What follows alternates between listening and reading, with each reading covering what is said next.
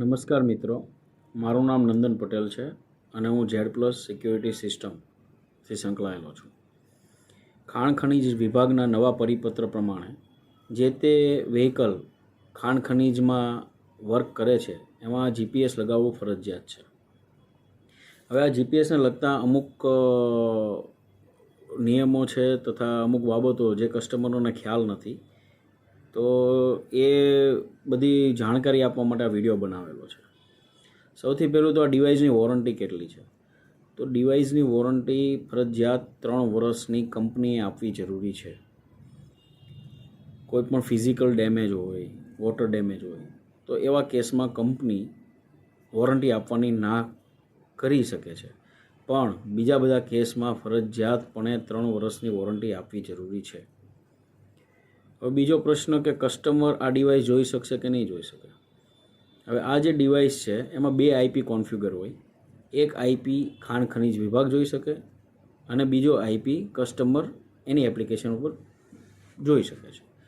એટલે એવું કોઈ કંપની ક્લેમ કરતું હોય કે કસ્ટમર આ ડિવાઇસ ના જોઈ શકે, તો એ વાત ખોટી છે. કસ્ટમર પણ ડિવાઇસ આરામથી જોઈ શકશે. પછી વાત રહી કે આ ડિવાઇસ કોણ કોણ જોઈ શકે, કે ભાઈ ખાણ ખનીજવાળા જોઈ શકે, આરટીઓવાળા જોઈ શકે, કોણ કોણ જોઈ શકે. હાલ પૂરતું ખાણ ખનીજ વિભાગ આ ડિવાઇસ જોઈ શકે. ભવિષ્યમાં બીજા સરકારી વિભાગ પણ આ જોઈ શકે છે.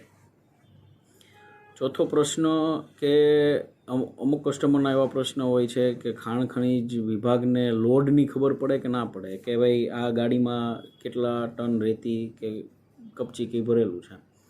તો આ ડિવાઇસથી કોઈપણ પ્રકારનો લોડનો ખ્યાલ નથી આવતો કે કેટલો લોડ ગાડીમાં ભરેલો છે.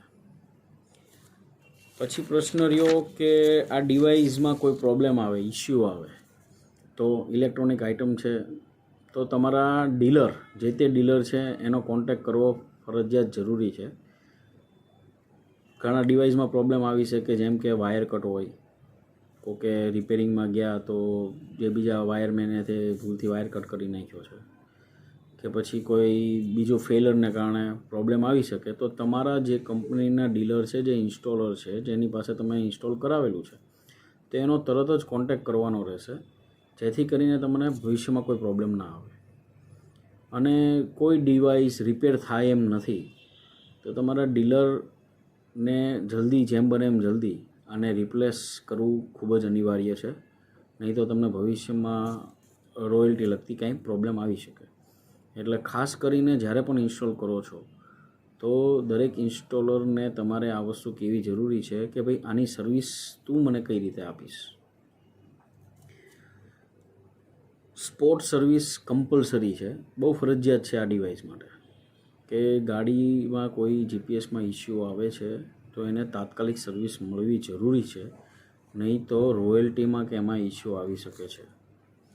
એટલે આ વસ્તુનું ખાસ ધ્યાન રાખવું કે જે તે ઇન્સ્ટોલર હોય એનું પ્રોપર ચેક કરવું કે એની પાસે પૂરતો સ્ટાફ છે કે નથી. ભવિષ્યમાં કોઈ ઇસ્યુ આવ્યો તો એ માણસ મને મારી તકલીફ ઓછી થાય એવું તમારે એવા ઇન્સ્ટોલરને સિલેક્ટ કરવો પડશે. પછી આ જે ડિવાઇસ છે, આ ડિવાઇસમાં ગવર્મેન્ટના નિયમ પ્રમાણે કેન ડિવાઇસ બનાવેલું છે. જે BS4 ને BS6 ગાડી જે છે એ ગાડીમાં કેન પોર્ટ આપેલો છે, ઓબીડી પોર્ટ કહી શકાય એને.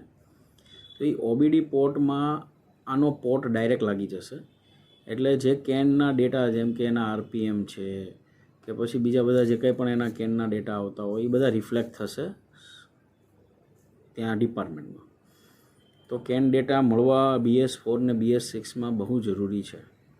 ઘણા કેસમાં એવું બની શકે કે ડસ્ટને કારણે એના કેન પોર્ટ ખરાબ હોય, તો એવા કેસમાં ટેમ્પરરી તમે વાયરિંગવાળું એમાં એરેન્જ કરી શકો કે આ જે ડિવાઇસ છે એને સાથે એક્સટર્નલ વાયર લગાડી જીપીએસ તમે ચાલુ કરી શકો. પણ તમારે કેન પોર્ટને વ્યવસ્થિત કરી અને પાછું ઇન્સ્ટોલ કરવું પડશે, જેથી કરીને ભવિષ્યમાં કોઈપણ પ્રકારના એવા સંજોગો ઊભા ના થાય કે BS4 ને BS6 ગાડી હતી છતાં પણ તમારા કેન ડેટા કેમ નથી આવતા. એ પહેલાંની જે કોઈ પણ ગાડી છે જેમાં કેન ડેટા નથી મળતા, તો એમાં ફરજિયાતપણે વાયરિંગ સાથે ડિવાઇસનું ઇન્સ્ટોલેશન કરવાનું રહેશે. ત્રીજી વસ્તુ કે આ ડિવાઇસ જે છે એ આરટીઓ જ્યારે આરટીઓમાં ગાડી પાસિંગ માટે જ હશે તો આ ડિવાઇસ જે કાંઈ પણ ડિવાઇસ છે તે માન્ય ગણાશે. કોઈ બીજી એમાં કોઈ ફોર્માલિટીની જરૂર નથી. અને આ ડિવાઇસ ભવિષ્યમાં વાહન પોર્ટલમાં ડાયરેક્ટ રિફ્લેક્ટ થશે, એટલે દેખાશે વાહન પોર્ટલમાં. એટલે આરટીઓના પાસિંગમાં તમને કોઈ ઇસ્યુ આવી શકે એમ